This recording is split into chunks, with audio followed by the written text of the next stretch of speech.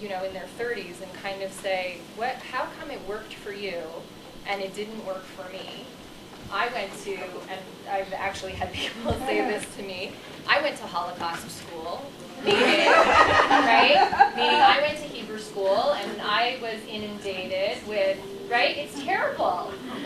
Debbie says, it's terrible. You're right, it's terrible, but that's what they call it. That's what my peers call it. To the extent now that they don't want to design education or engage in education in any way, shape, or form that has anything to do with the Shoah. Really, really, really, like not involved. In my work with adults, I work with people who come in who take this leap when I was in the pulpit. It was people who took the leap, or when I was working in adult ed, when I was in rabbinical school, and now we'll talk about what I do in my doctorate, which is a little bit different. People who call themselves Hebrew school refugees, like they had a really terrible Hebrew school experience, and it is by the grace of some life cycle experience, or a child, or something happens to them that they are willing to move back into that space. So I'm really fascinated by who these people are, and we've been talking about them sort of theoretically all morning. Who are these people? And so what I really want to do is slow down a little bit and take a few of our precious 30 minutes, and I'm going to ask you can keep your eyes open or keep your eyes closed for this.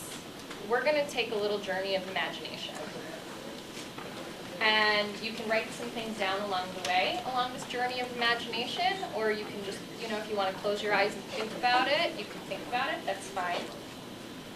I want you to think of a specific person, or imagine someone you know, or imagine a person who's in their 30s, who is in this, what we call disengaged group. People took exception from the word unaffiliated this morning, we didn't like the word unaffiliated. So you know this person, or you can imagine this person. How old are they? What's their gender? Where does this person live? Are they single? Are they married?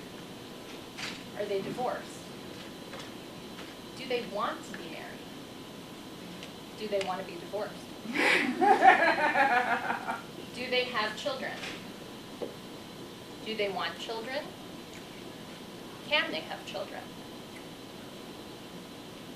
What is their sexual orientation? What is their experience when they wake up in the morning? What keeps them up at night?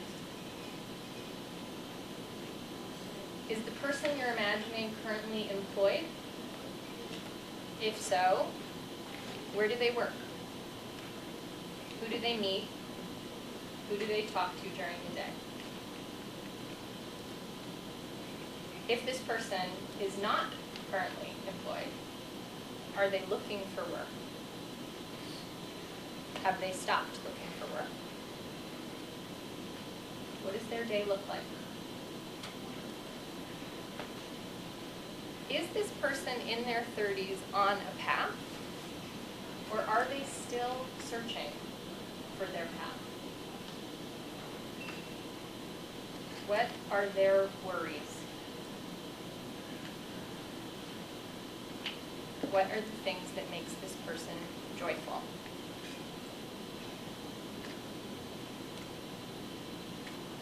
What are the questions this person has about his or herself? What are the questions this person has in relationship to the society in which they live? Okay. So you have a picture now, a pretty complete picture, hopefully, of a person in your mind. And now I want you to really embody them.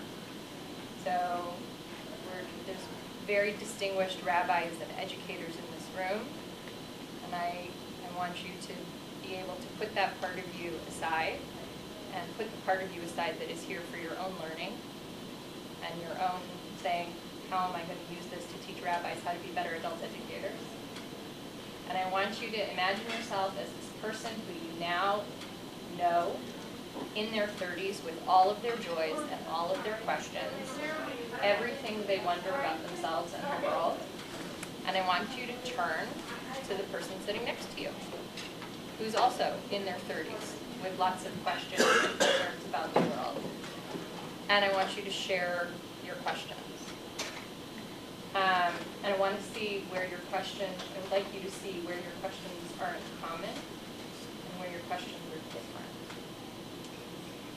Okay, so. You're expecting us to be 30-year-olds with our older minds and remember all those You can do it. I know you can do it. So take a minute. It's a really good point, because in 30 minutes, this is hard. That's fine. So the questions are, what are your questions? What are you worried about? Turn to the person sitting next to you and share. Expert and designing learning from the learner's questions around ideas that you were talking about this morning, around kihila, around tzedek. These are all questions that people, they have already. So one of the things I'd like you to do, we're going to go back into our 30-somethings, is tell me who you met and what their questions were. And let's see if together we can pull out a curriculum from our questions about all of the things that we in this room are interested in talking about and interested in learning as a community, as we're building this community together. So, Cheryl, I'm going to start with you.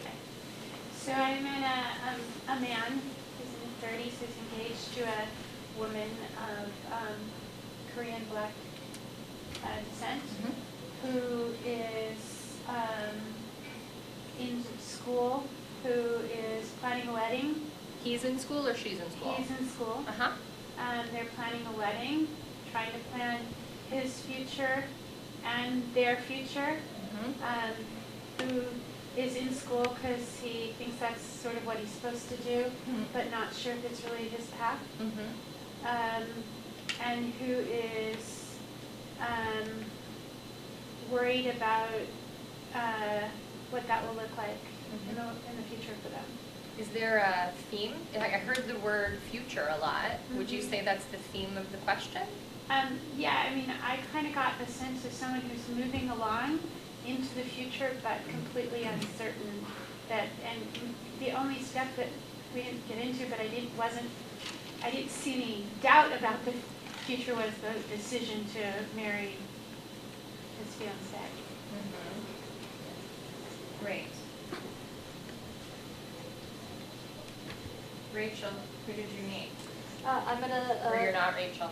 Sorry. I met a young woman in her early 30s who's single, but who would like to get married, would like to have kids, has an awareness that her parents, would make her certainly be easier on her parents, and that they would be very happy if she met someone Jewish.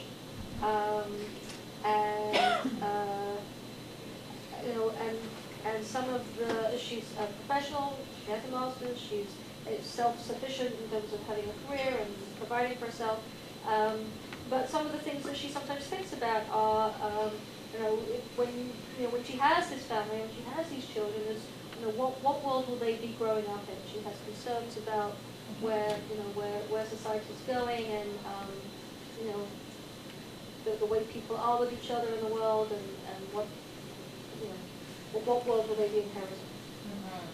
So what will the world look like, right? And so to marriage, I think I may add children as something that is a concern.